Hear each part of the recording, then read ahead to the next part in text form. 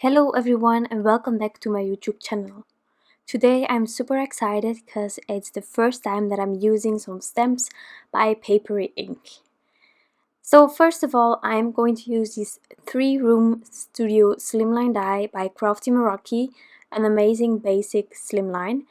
And then I will be using the Crafting Friends by Paperie Ink.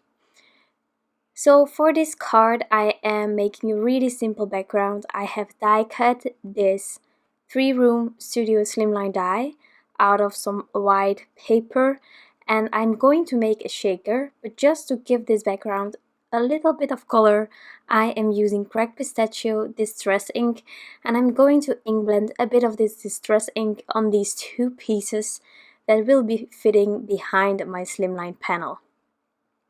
Now I am mostly doing the ink blending on the edges, and then I will tuck it behind these windows. Now the two windows together, I am using one panel behind it because it will be one completed shaker, and then the third window, which is standing alone, has also another paper with a gradient, and that will be a single shaker.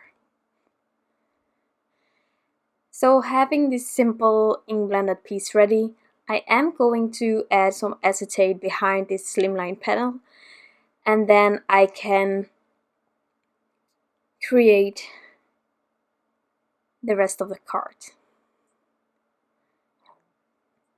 So I'm using some liquid glue to add that acetate.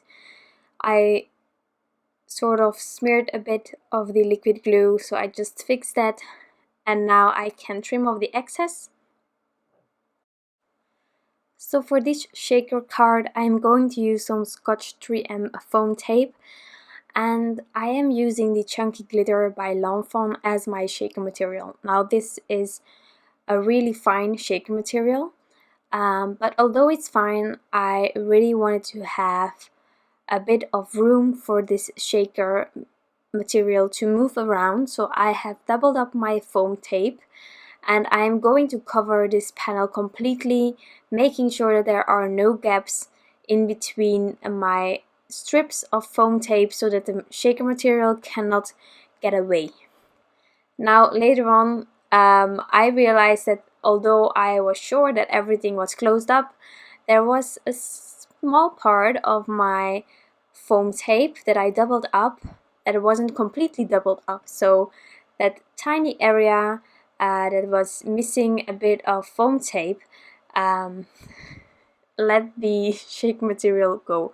So I just fixed that, but for the rest everything went smoothly. You can also just use one layer of foam tape in this case because the shaker material is flat, so that would work perfectly as well. But you just need to figure out which shaker material you are using, and then if it's a thicker one, then make sure that your foam tape is thick enough so that everything can move. So I just used my anti-static powder tool to just make sure that my shaker material wouldn't be stuck behind or stuck against the edges of the tape. And now I'm adding enough of the shaker material, which is always a bit guessing whether you have added enough or not, but I'm really glad with this amount in the end. So I'm just adding my blended pieces,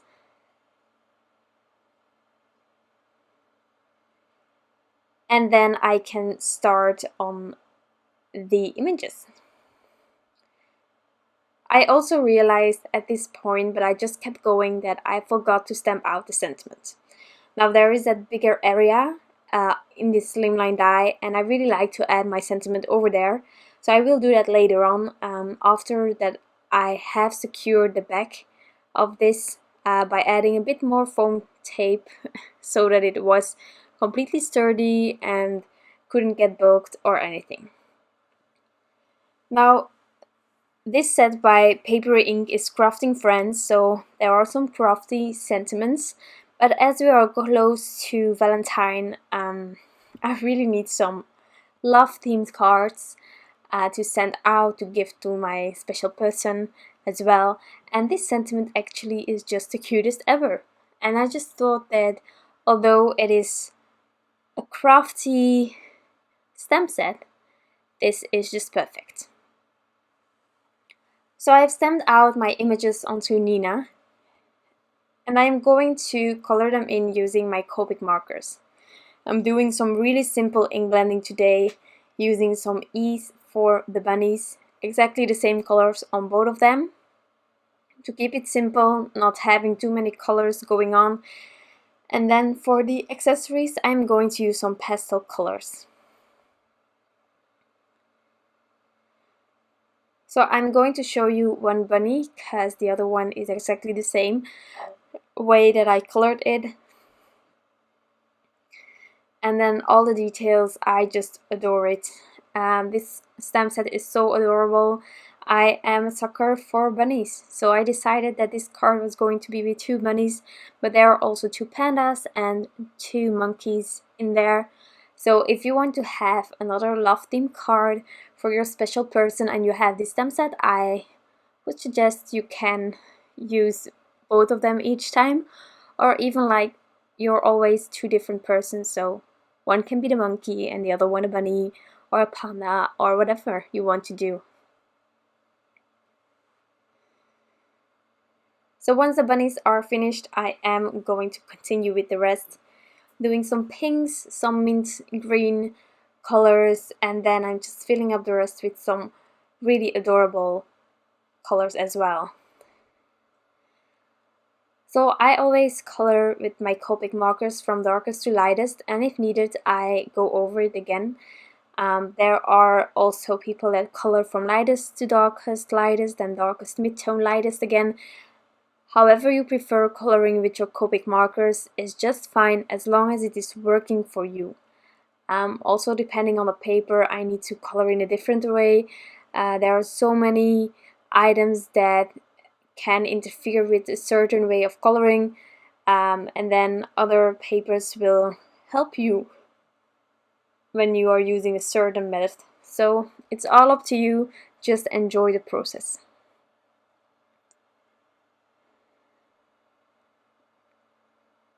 I'm just adding a tiny bit of C0 to that paper to give it a bit of shadow, not that much. And then when everything is colored in, I'm going to fussy cut all the images. As far as I know, there aren't any dies for this stamp set. So yeah, but the images are quite simple, super cute, but simple, and that's how I like it. So I just fussy cut it, and I think it's doable. There are also people that have scan and cut or something like that. That also works, of course. But if you're wondering whether it is doable to do fussy cutting, then I would say yes. So I have everything ready now, and I just need to add all the images onto this panel, and then I can add this panel onto a card base. And I just love it when I can assemble everything. I'm using some liquid glue, I'm using some thin foam squares to get everything on there, to create a bit of dimension as well. And then the jar with the pencils and such, I am going to double up with the thin foam squares. So actually it's sort of irregular, maybe even a bit higher than that, but I needed some more dimension than only the thin foam squares on the bottom of this card, so that's why I just added 2 layers of this thin foam square.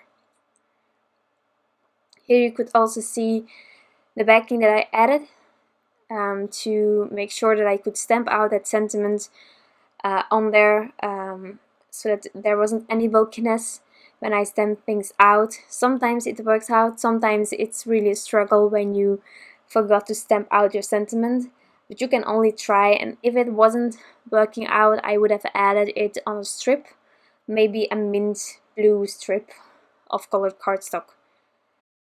I really like how this shaker material is moving around. And now I'm going to add this panel on top of my card base, just adding a bit more of that liquid glue, and then I can place it on there straight like this. And then I'm just going to add a tiny bit of Glossy Accents onto some of the elements. like the heart on the jar, and then also on the noses, because that's cute. And that finishes off my card. So I truly hope that you enjoyed this video and of course the end result. If you have any questions, you can leave them down below. I will answer them as quick as possible. Thank you so much for taking the time to stop by, and I hope that you have a wonderful day left, and I will be back soon. Bye!